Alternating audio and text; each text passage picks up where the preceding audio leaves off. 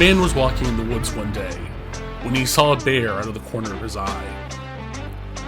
He stopped, said a silent prayer.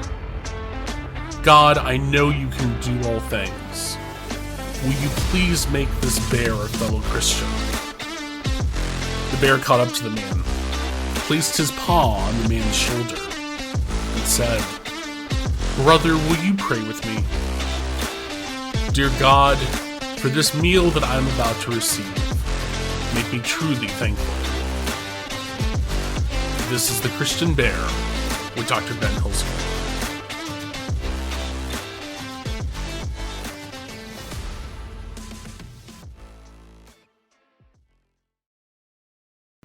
Welcome to episode 22 of The Christian Bear.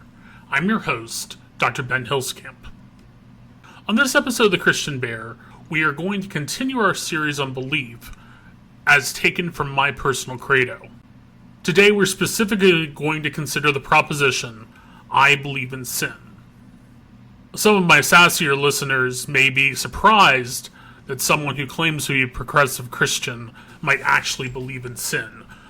Often progressive Christians are knocked by more conservative Christians as not believing in sin, as throwing sin to the wind, as giving the devil his victory on earth by no longer acknowledging sin or evil or the existence of some place called hell or some creature called the devil. The fact is, though, that sin is very prevalent in the world. I'm not talking about first grade sin. I'm not talking about disobey your parents, go to hell. I'm not talking about say a bad word, serve 5 years in purgatory.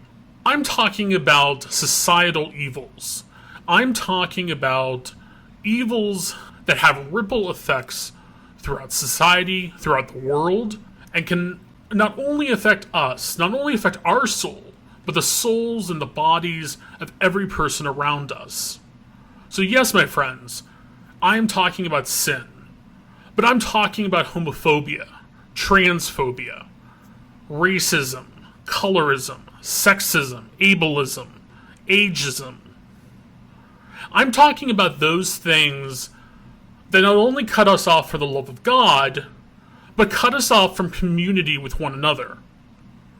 I'm talking about evils that are perpetrated in the name of power, that are perpetrated in the name of money, that are perpetrated by people who no longer value, if they ever did value, a sense of community with their siblings in the world. We have seen evil, we have seen sin from the church itself. Every time that a church turns away an LGBTQIA plus person, that church is sinning. Every time that a church sweeps under the rug allegations and proven cases of sexual assault, that church is sinning. Every time that a church says that because of requirements written by the Apostle Paul in the first 100 years of Christianity that women cannot be elders and priests and bishops, that church is sinning. Any time that a church says that a man or a woman or another person cannot be a minister because of the people that they love or because of their sexual orientation or gender identity, that church is sinning. Anytime a church says that all are welcome, but clearly demonstrate that people of color should not come into the pews, that church, my friends, is sinning. Anytime that we turn away from each other, that we allow our hatred and our pride and our sense of what is proper and what is right to turn us away from loving others, we are sinning. We need not be afraid of the sins that were told to us to keep us in line, that we might be good little boys and girls, that we might not stray from someone's idea of what was Christian or what was right. Those aren't sins. Those were only sins as long as the church, as long as religion, as long as men wanted to keep us in line and keep us under control. What is sin is evil. What is sin tears us apart from our neighbors. So yes, my friends, progressive, liberal, socialist, pinky, commie, whatever I might be called, I believe in sin because I have seen sin. Because I too, both intentionally and unintentionally, have perpetrated sin. Because I am a sinner and so are you. And lest that someone might say, well, Jesus came to save us from certain sins, but not from others. No, Jesus came to save us from racism, from homophobia, from transphobia, from heterosexism, from sexism, from racism.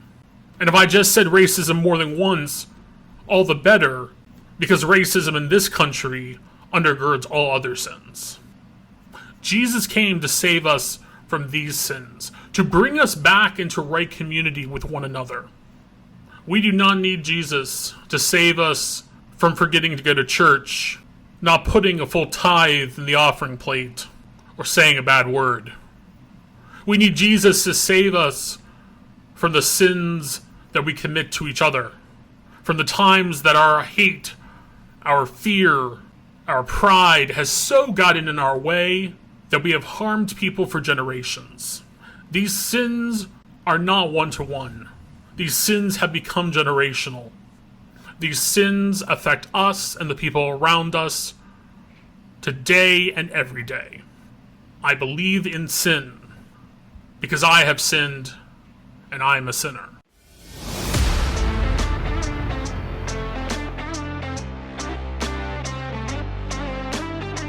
This has been The Christian Bear with Dr. Ben Hilskamp.